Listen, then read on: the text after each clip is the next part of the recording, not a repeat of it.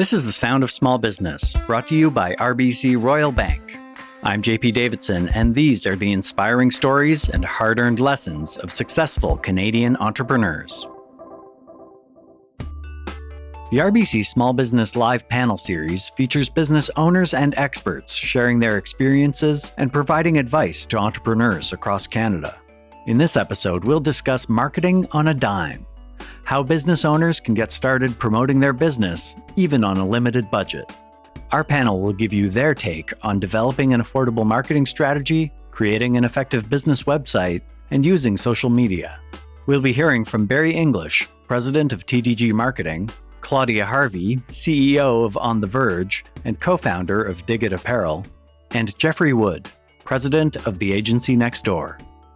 To start, here's panel moderator and Vice President of Small Business at RBC, Jason Storsley.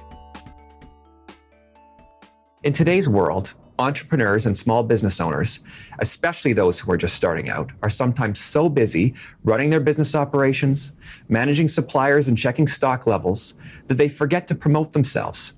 And even if marketing is on their minds, where to start, what channels to use, and fear of how much it can cost can be daunting. Claudia, you're a successful business owner, but I know it took time to get there. Tell us about how you started promoting your business. I assume you didn't have a lot of money when you started out Dig It Apparel. We did not. No, in fact, social media wasn't a very big thing when we started out because it was 8 years ago. So we had to do alternative ways of marketing and strategy. And I think before you even start marketing, you need to understand where your brand is going to be, what you want to project in the marketplace, and how you want to project that brand into the marketplace, what your features and benefits of your brand are. And you need to eloquently and succinctly talk about your messaging out to the consumer or to the business that you're marketing to. So you really have to understand your niche. And I think in today's day and world, niching your business, niching your service, your product is extremely important because it gives you a competitive edge. Right. Then what you need to do on top of that is marketing that competitive edge. And how you market could be social media, it could be B2B trade shows, it could be different channels. Facebook social media is just one channel. What's really, really important, I think, is also to have a website that is very understandable, very succinct, highly communicative with the end user. So when they go onto the site, they understand exactly what the site does, what the product does, what the service does. So the click rate off of the site is not quick. That you want a person to, when they go onto the site, to start managing and looking around your site. But social media starts with your site if you're going to sell to the crowd, if you're going to sell to the consumer and sell globally today. I think that's absolutely critical to understand is that a social media campaign requires a hub. Social media in itself is not an end. It has to click people to something, and it has to be your website. Right.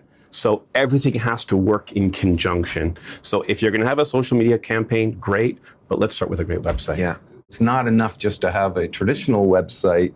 It's important in today's world that that website is responsive, that it's able to be, because our phones, I mean, how many of us, our phones, tablets. They're our lifelines these days. And it's, most people are researching a product or service before they're ever going to make a buying decision. They're going to research that product or service on their mobile device.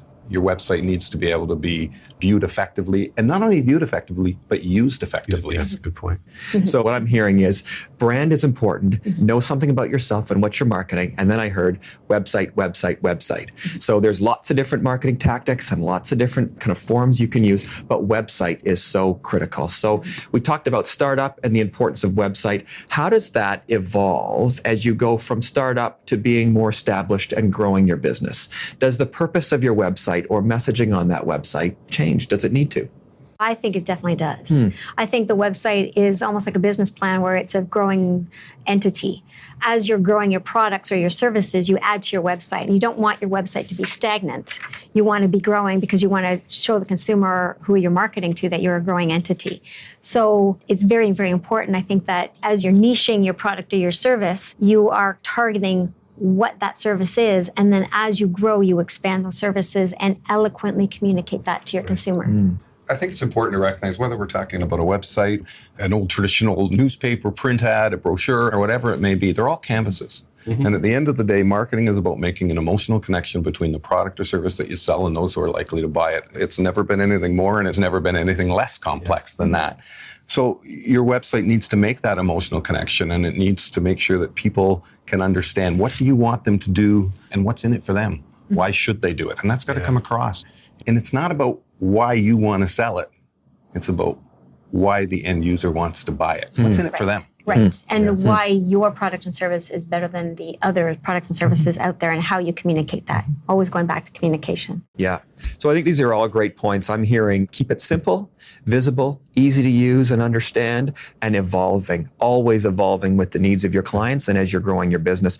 Let's talk a little bit about some cost-effective tips to promote your website and increase the number of visitors. What kind of experiences have you had to be able to drive traffic to websites? I remember one of our early clients, and this was a client that they essentially sold and serviced large trucks across the province. And they were building their first website, and we're building the site, and we were talking about how to get traffic to the website. And I said to him, well, you have trucks going up and down the 401 every single day. Put your website address on the truck. He goes, well, nobody's going to go to a website just because they saw it on a truck, right?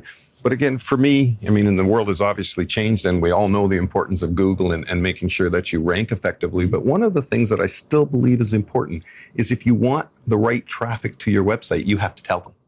You got to tell them where it is. You have to tell them why they need to go there. And tell them often.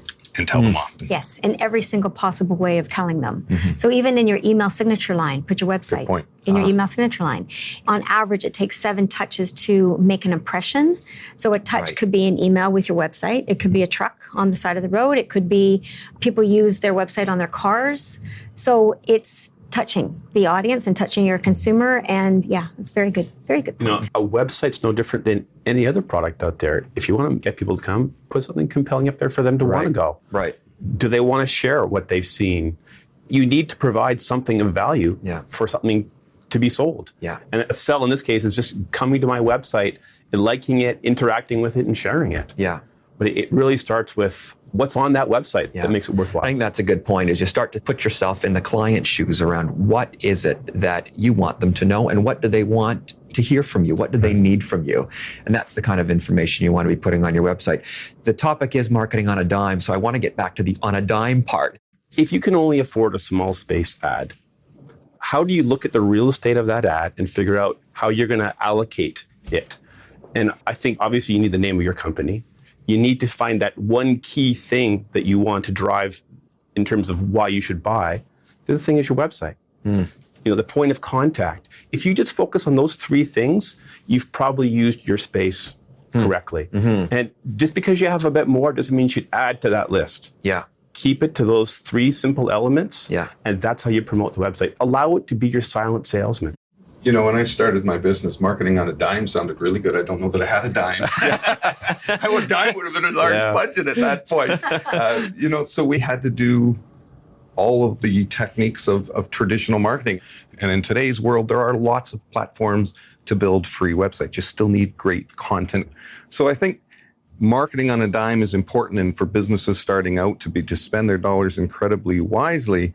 But I think the other mistake is not spending any money. Right. It's not marketing on nothing. It's making sure that you're using a small budget effectively. Right. And I'll tell you a great example of that. We're just working with a small business, and they're doing a Facebook campaign. They put their post up, and it was a fairly relevant topic, and it reached 500 or 600 people. That was great. That was free. We spent $100 to boost that post, and it reached over 10,000 people. Not only did it reach over 10,000 people, but it reached 10,000 of the right people who fit their demographic. Right. And I think you touched upon something that I think a lot of people could, not spending a lot of money, but effectively do on website and social media marketing, is creating videos. Because videos are a huge, wonderful way of getting across your features and benefits of your product or service. Also create videos for testimonials from your clients or customers, because that can be shared across different platforms and social media, plus they can be put onto your website. Adding video improves your searchability. And if you can get those testimonials that you've put on your website to put a link on their website back to you, that improves your searchability. The other thing that's critical for searchability is a responsive website design. So anyone out there who thinks, the website we built 5 years ago is good enough today. Right. It's not. Right. So these are all great points. I'm hearing some tactics and some content that you can put on your website that would be valuable. It doesn't have to break the bank. It doesn't have to be super expensive. So I want to switch gears a little bit. We've talked a lot about the importance of website and video and engaging your audience. I want to talk a little bit about targeting specifically. How do you target clients that you are trying to attract for your particular product or service? I personally think that first you have to understand who you are, what your niche and service is, what your product is, and what is unique about your product and service, but also unique about yourself, and why you are the best thing since sliced bread to deliver that service out to the marketplace or to the client. So that has to be understood before you go and attract a consumer, because you have to be able to target what type of consumer you want based on who you want to portray. Right. And you, as a small business owner, you live and breathe your brand. You are your brand. So understand how you're going to project that out into the marketplace is absolutely key before you actually go out into the marketplace. That's the strategy. That's the strategic aspect of that. Right. Imagine you walk into an elevator. Who would you most like to be standing beside? And what would you say to them on the 8 floors that you go up and down? You probably have, less than 30 seconds. So pick your person and pick your message. That's what you should be figuring out to broadcast to a larger version of that. And then it's about being creative. You know your community better than anybody. So where do those people exist? Are they in the park? Are they in the mall? Are they online somewhere? Each person's going to have a different answer to that question.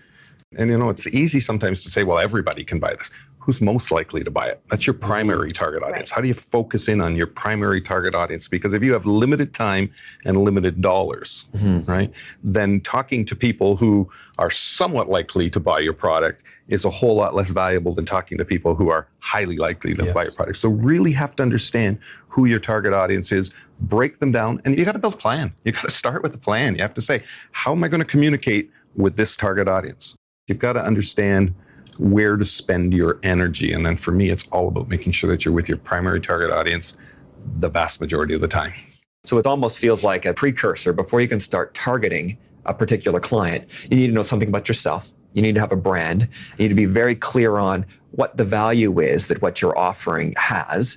And then you can start to think about, now, how do I get that in front of the right people? But it really is a lot about knowing something about yourself, your brand, your business, and the value that you bring. So let me pick up on the where you're going part, because you hear so much, and we started with some stats in the beginning around social media, and it's something that is growing rapidly. You can't ignore it. Talk to me a little bit about how do you best use social media when you're starting up a business, how important that is, and how you do it cost effectively. Social media isn't expensive at all. What's expensive is your time it takes to do social media. In my opinion, you need to brand yourself, not only your personal Facebook page, but a company Facebook page. And there are a lot of social media platforms out there right now. Right. I personally think that you need to take 2 social media platforms, know them extremely well, how to join them, how to share them, how to effectively use your time with them, because social media can take up so much time without being effective, without converting into actually revenue dollars. Right. So you say pick 2 platforms. If you could pick 2, and there are many, which are the 2 that you've had most experience and success with? Well, I think it depends on your product or service. Right. Because if you are a B2B, it might be LinkedIn and Facebook. If you are a person selling a product, it could be Pinterest and Facebook. Right. So I think it really depends on the product or service and how you want to get out there. And always remember, social media is not the be-all and end-all of marketing. Right. But it is inexpensive as long as you do Facebook ads or possibly other ads, and you're not spending a lot of money with experiments. Right. It's the strategy behind it. At the end of the day, if you're a business starting out, they're great platforms to utilize to, start a Facebook page. And I would argue to start a Facebook page and separate it from yourself personally. Connect your personal brand, but make sure that if you're trying to build a brand, that you let that brand grow and breathe and thrive. How do you get people to your Facebook page? Ask them. Network. Make sure that you tell them, here's where you go. Give them a reason. And that reason can't always be buy my product. That reason has sometimes got to be, here's why this kind of product is going to work in your life. Here's a safety tip to make your life safer when you're using our product. Here's 10 different ways that our product can impact your life that you hadn't thought about. You got to be creative. This has been The Sound of Small Business, brought to you by RBC Royal Bank. For more advice and stories of small business success, subscribe to the podcast in iTunes or search for The Sound of Small Business wherever you find podcasts. Our next episode will focus on moving from affordable marketing to effective selling. You can also visit rbc.com/buildingbusiness for advice and tips on how to start, manage, or grow your business. Thanks for listening.